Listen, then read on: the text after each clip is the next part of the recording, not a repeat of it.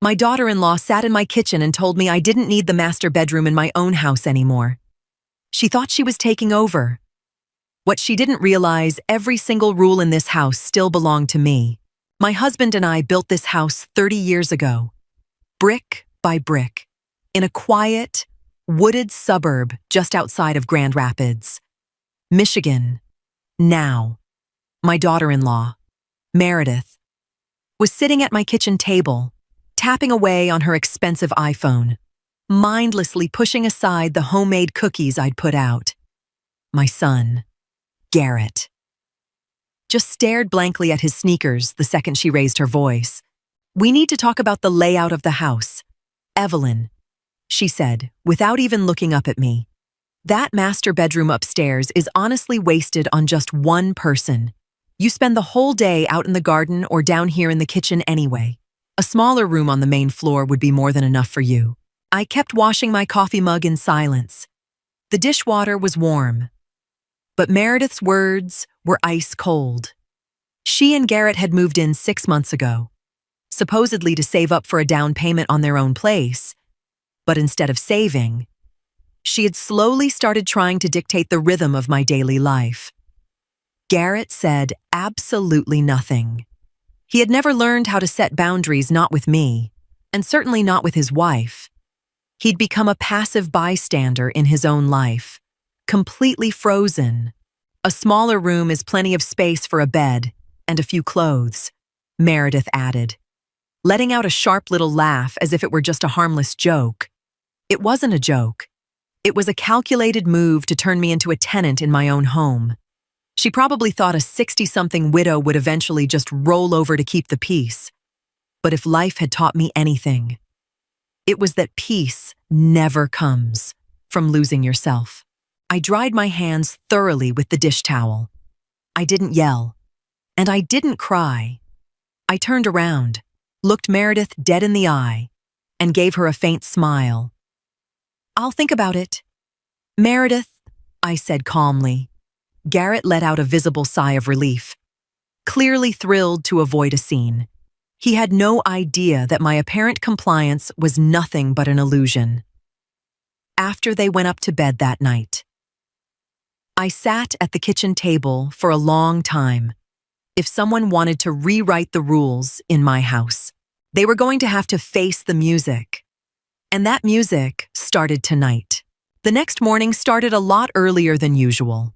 Meredith and Garrett stumbled down into the kitchen around 7, clearly expecting the usual breakfast spread that normally just magically appeared on the table. But the table was completely bare. No fresh bagels from the bakery down the street. No butter. No freshly brewed coffee. Instead, there was a neatly written legal pad sitting right next to my old calculator, caught perfectly in the morning light. I was sitting by the window, reading the paper and sipping a simple cup of black tea. "Where's breakfast?" Meredith asked, visibly annoyed as she yanked open the fridge. It was almost empty, before they even woke up. I had moved all of my personal groceries down to the small chest fridge in the basement, the one I kept locked. "We're changing how things run around here starting today," I said, my voice steady. "Since you're both adults and working full-time, we're going to run separate households. Here is the itemized breakdown of the utilities and household expenses for the last 6 months." I slid the pad over to Garrett. Electric, gas, water, trash pickup, everything split exactly down the middle, backdated to the very day they moved in. Garrett swallowed hard when he saw the grand total. He'd never seen these numbers before because I had just been quietly absorbing them. Meredith let out a nervous, defensive laugh. "This is ridiculous, Evelyn. We're family. We're sharing a house." "Exactly," I replied calmly.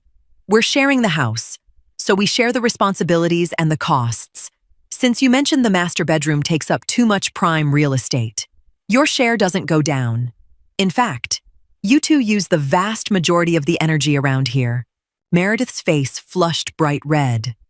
She wanted the space, but she'd forgotten that space in America comes with a price tag. Garrett quietly pulled out his wallet and laid $200 cash on the table. It was a start, but we were nowhere near finished. Meredith spun on her heel and stormed out of the kitchen without a word. The first step was taken, but the real truth was still hiding in the shadows. The whole energy in the house shifted completely within 48 hours. Meredith tried to punish me by giving me the silent treatment. She only cooked for herself and Garrett, but she deliberately left her dirty dishes piling up in the sink. Assuming I'd washed them out of habit, I didn't touch them. Instead, I piled her dirty dishes neatly and set them right on the floor in front of their bedroom door upstairs. Every single plate, without a word. On Thursday, I got the proof I'd been waiting for. I was out in the yard clipping the roses when I heard the loud rumble of a delivery truck pulling into our driveway. Two guys started unloading brand new, modern furniture, a pricey sectional sofa, and a massive flat-screen TV. Meredith was standing there looking incredibly proud of herself, barking orders at the movers. They were planning to completely redecorate the downstairs living room. My living room, which was filled with a lifetime of memories. Her disrespect reached a whole new level when they started shoving my old armchairs out of the way. I put my garden shears in my apron pocket and walked inside. The movers were just about to shift my old upright piano, the one that belonged to my late husband. "Stop right there," I said. My voice wasn't loud, but it was so commanding that the men froze instantly. "This furniture is not staying here." Meredith walked over to me, crossing her arms. "We need room for our lifestyle. Evelyn, your old stuff is completely blocking the space." I looked past her to the movers. I am the sole owner of this property. I didn't authorize this delivery. The guys looked at each other, totally uncomfortable. They didn't want to get caught in the middle of a family feud. Just then, Garrett walked in from work and saw the chaos. He looked completely helpless. "Mom, come on. It's just a couch," he stammered. I looked at him, feeling no anger, just a deep, heavy disappointment. "It's my couch, my living room, and my house. Garrett, if Meredith bought new furniture, it needs to fit inside your bedroom upstairs." Realizing what was happening, the movers loaded everything right back onto the truck. Meredith was absolutely livid. She had no clue I had already cut off her next move. On Friday morning, I was sitting in the entryway sorting through the mail. Garrett usually picked it up, but since our new arrangement, I'd been making sure I got to the porch first. Tucked between the grocery flyers was a thick, official-looking window envelope addressed to Meredith. The return address was from a major national bank. The envelope hadn't been sealed properly, and the corner was flapping open. I'm not the kind of woman who pries into other people's business, but the top document was practically sliding out. It was a final notice for an unpaid personal loan totaling $15,000. Suddenly, the pieces of the puzzle fell perfectly into place. Their supposed savings phase for a new home, her frantic rush to gain control of my property, her absolute meltdown over splitting the utility bills. They hadn't saved a single dime. Meredith was drowning in debt, and my son almost certainly knew nothing about it. She didn't want my house because she needed more room. She wanted it as a financial safety net, a rent-free haven to bail herself out. Her entire attitude was a smokescreen to hide her own failures. She was trying to subsidize her life at my expense. I placed the letter exactly where it belonged, right on top of the entryway table. Impossible to miss for anyone walking through the front door. When Meredith got home, she spotted the envelope instantly. Her eyes went wide with pure panic. She snatched the paper up and glared at me suspiciously. I just sat in my armchair, calmly knitting a blanket for the upcoming winter. I didn't say a single word. My silence was louder and more terrifying to her than any lecture could have been. She knew her perfect little facade was cracking. That night, I heard muffled, tense voices echoing from their room upstairs, a sharp, whispering argument that went dead silent the second I walked down the hall to the bathroom. The truth is like water. It always finds a way through the smallest cracks. Meredith was trying desperately to plug the leak, but the foundation was already crumbling, and I had my hand right on the main valve, waiting for the perfect moment. I could feel that the end of this game was near. The weekend dragged on in a heavy, suffocating silence. Meredith tried to claw back some control by intentionally disrupting my daily routines. If I went into the kitchen at 8 on Sunday morning, she'd block the entire stove, taking hours to meal prep some elaborate dish without offering us a single bite. It was a petty, childish power move, and I refused to take the bait. I've lived through too much to let minor provocations rattle me. I simply stepped back and watched the situation play out. I just shifted my schedule. I started heading downtown at 7 in the morning, getting breakfast at a cute little diner near the market, and catching up with old friends I hadn't seen in ages. Meanwhile, back at the house, things got chilly. I went down to the basement and adjusted the central thermostat, locking the upstairs zone to the legal minimum temperature. If you aren't contributing to the heating bill, you don't get to enjoy maximum comfort. That was my new logic. When I came back later that afternoon, I found Garrett shivering on the couch, wrapped in a thick fleece blanket. "Mom, is the furnace broken?" he asked, his lips practically blue. "No, Garrett," I replied cheerfully as I hung up my coat. "The heating works perfectly. But since you two haven't transferred your share for the winter oil delivery yet, we all have to cut back. I'm just wearing a heavier sweater downstairs." Meredith came charging out of her room. "This is cruel and unusual. You can't just freeze us out." I looked at her, completely unfazed. "I'm not freezing anyone out. The bill has been sitting on the kitchen table for days. Pay your portion, and the heat goes back up. That's how life works among adults." She stared at me, completely speechless. She had expected me to scream back or eventually cave. My calm, systematic approach left her totally powerless. Garrett looked back and forth between us. And, for the first time, I could see a light bulb going on in his head. He was finally starting to realize that his wife wasn't playing with the deck of cards she'd shown him. The truth was closing in. Thank you for being part of the quiet revenge community. Our stories are about family, resilience, betrayal, forgiveness, and the quiet strength people find during life's most difficult moments. While AI tools may assist with certain parts of the creative process, every story is carefully selected, reviewed, edited, fact-checked when appropriate, and produced by our team with great care and respect for our audience. Because our channel's monetization is currently limited, viewer support helps us continue creating new stories and maintaining the quality you deserve. If these stories have ever kept you company, comforted you, or reminded you that you're not alone, please consider supporting Quiet Revenge with the cost of a small cup of coffee. Patreon, https://www.patreon.com/Quiet Revenge Family. Ko-fi, https://ko-fi.com/Thestry Family. PayPal, https://www.paypal.com/paypalm/kunhwangmin. Thank you for helping keep this community strong. On Tuesday, Meredith tried one last desperate counterattack. Without a word of warning, she invited her own mother, Beatrice, over to the house. Beatrice was a loud, overbearing woman who was used to running every room she walked into.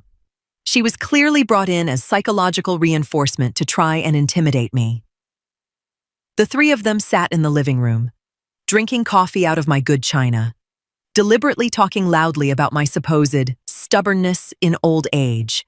I walked in from my afternoon stroll and could hear Beatrice's voice all the way in the hallway.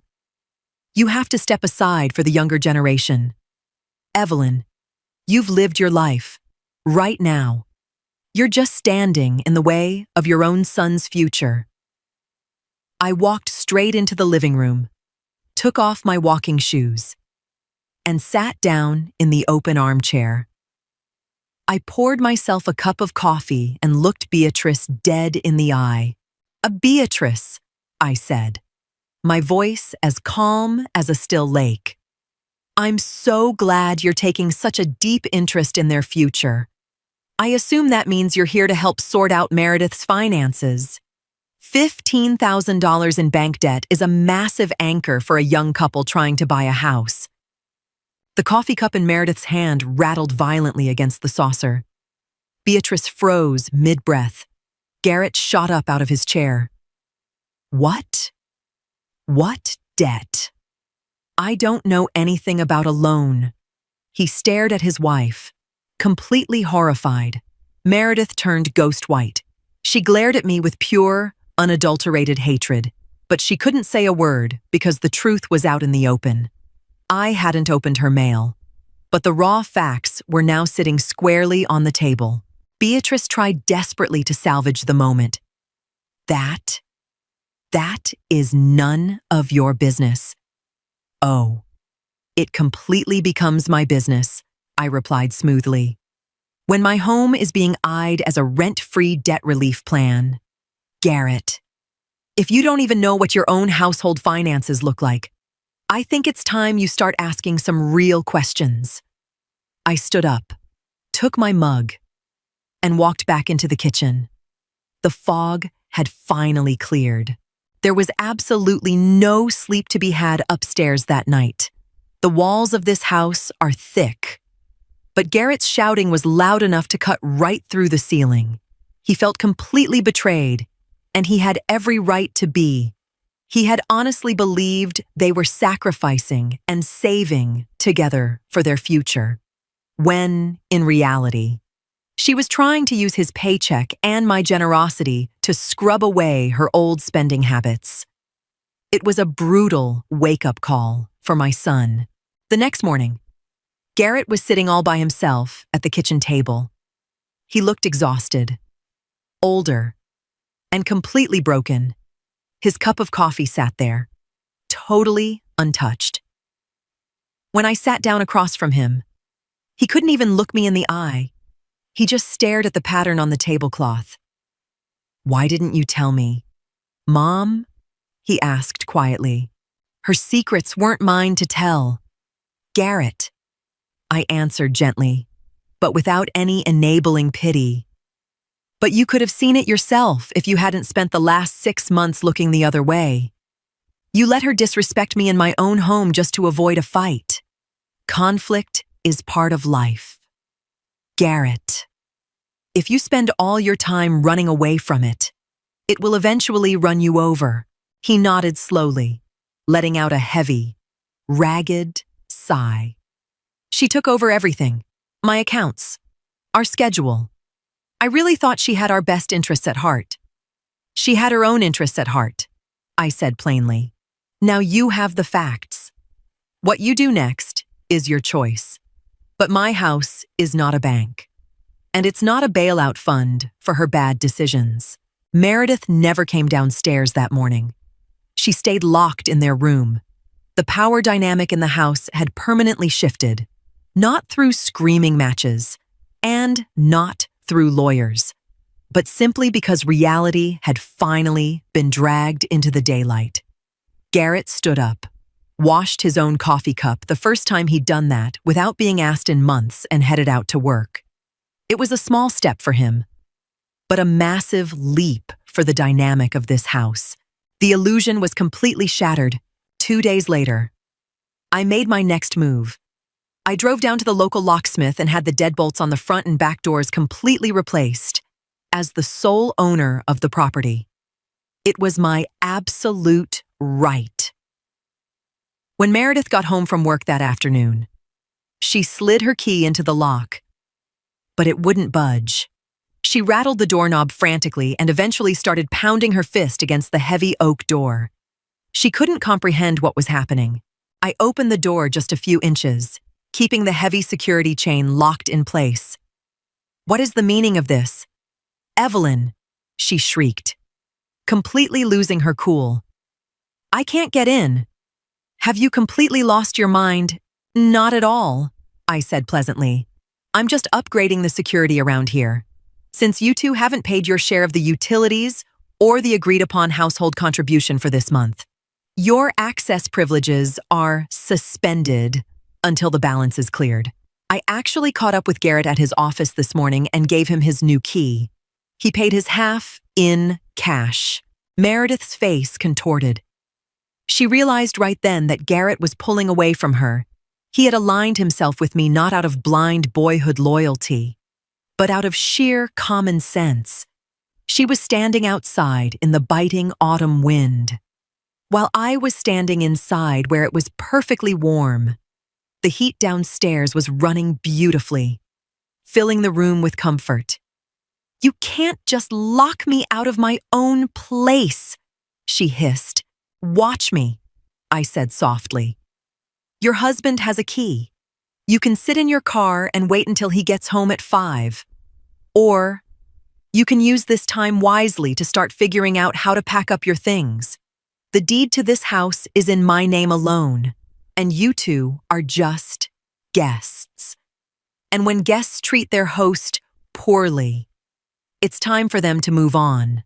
That's just an old piece of wisdom." I closed the door smoothly and threw the bolt. The sharp click of her high heels storming back down the driveway was absolute music to my ears. She drove straight to her mother's. The space was mine again, entirely free from her endless demands. Garrett walked through the door at exactly 5 o'clock. He looked tired, but calmer and more grounded than I had seen him in a long time. He was carrying a large duffel bag. We sat down in the kitchen, and I poured him a glass of ice water. "She's staying at her mother's," he said flatly. "We talked on the phone. It's over. She wants her things." I nodded slowly, keeping my face completely neutral. "Her things are already packed. Garrett, they're neatly labeled and stacked right by the basement door. I spent the afternoon helping her out so nothing would get left behind."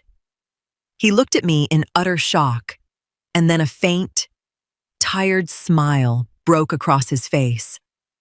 "You're incredible. Mom, you didn't even raise your voice once, and you still managed to handle everything. There are no winners here, Garrett," I said seriously. "There are only the consequences of actions. She treated me with contempt, and you stood by and let it happen. That was your mistake. Her mistake was thinking that because I'm older. I must be weak. I am over 60 years old. I nursed your father until his final breath, and I have survived real crises. A young woman with a bad attitude and a mountain of secret debt isn't going to break me." He lowered his head, his eyes full of regret. "I am so sorry, Mom, for all of it." "Apologies are just words. Garrett, I need to see action. You can stay here until you find an apartment of your own downtown, but it's going to be under my terms. You pay your expenses on time. You respect my privacy, and you have zero say in how I use the rooms in this house. We are drawing a clear line." He reached across the table and shook my hand. It wasn't a sappy, sentimental moment. It was a firm agreement between two independent adults. He respected the boundaries because he had just learned exactly what happens when you cross them. The natural order of my home was restored, clean and precise. It was the reset his life desperately needed. 3 months later, the house was quiet again, but it was a warm, peaceful kind of quiet. Garrett had found a nice little apartment downtown and moved out. The divorce was moving along quietly through mediation, and I didn't have to involve myself at all. Now, he comes over every other Sunday for dinner. He knocks on the door, waits for me to answer, and always brings a fresh bouquet of flowers. We talk about his new job, his life, and we don't look back at old wounds. I was sitting in my kitchen on a bright, sunny Tuesday morning. The master bedroom upstairs had been freshly painted and turned into a sunlit reading room. A fresh pot of coffee was brewing on the counter, filling the whole house with that rich, familiar aroma. I took a bite of one of my homemade cookies. They tasted wonderful, and there was no one there to mindlessly push them aside. I savored every single second of the peace and independence I had fought so hard to reclaim. My life finally had its structure back. Sometimes you don't need a massive, explosive blowout to clear the toxic air out of your life. You don't need lawyers sending nasty letters, and you don't need to scream at each other in the front yard for the neighbors to see. You just need a deep, unshakable awareness of your own worth and the courage to never let anyone else hold the keys to your life. That is the true strength of a woman who knows exactly who she is. Consistent actions will always speak louder than 1,000 empty words. I looked out the window into my garden and saw the very first snowdrops beginning to bloom through the grass. The winter was finally over, both out in the yard and inside my home. I took a slow sip from my mug, feeling the deep, comforting warmth spread through me.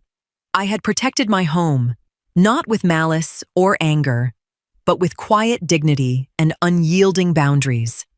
And looking back, it was the greatest victory of my life. I was Evelyn, the rightful owner of my home, and the absolute master of my own destiny. And as long as I am living and breathing, no one is ever going to take that away from me again. I am finally free. Thank you for being part of the Quiet Revenge community. Our stories are about family, resilience, betrayal, forgiveness, and the quiet strength people find during life's most difficult moments. While AI tools may assist with certain parts of the creative process, every story is carefully selected, reviewed, edited, fact-checked when appropriate, and produced by our team with great care and respect for our audience. Because our channel's monetization is currently limited, viewer support helps us continue creating new stories and maintaining the quality you deserve. If these stories have ever kept you company, comforted you, or reminded you that you're not alone, please consider supporting Quiet Revenge with the cost of a small cup of coffee. Patreon, https://www.patreon.com/Quiet Revenge Family. Ko-fi, https://ko-fi.com/thestreefamily. PayPal, https://www.paypal.com/PayPalme/Kanhuangmin. Thank you for helping keep this community strong.